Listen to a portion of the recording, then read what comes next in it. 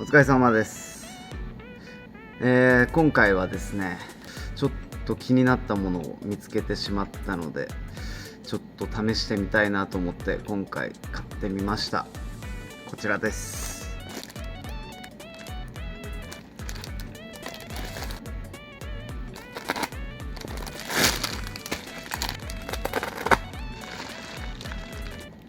これです。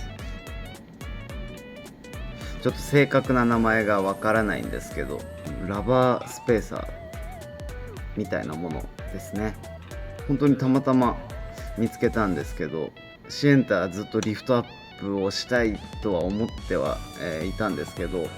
そのサスペンションも安くないですし、ちょっと自分でできる自信がまだなくて、でそんな中ちょっと最近急にこれを見つけて、でこれでちょっと車高が上がるんだったらちょっとリフトアップができるかなっていう、簡易的なものとしてちょっと試しに買ってみました。これ2個入りで2000円ぐらいですね。はい。で安いので、それでリフトアップができるんだったら最高だなということで今回買ってみました。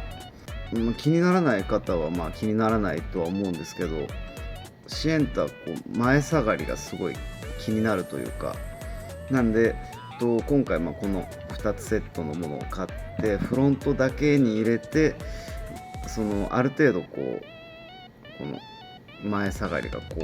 なってくれたらなと思ってやってみようと思います。頑張ります。よろしくお願いします。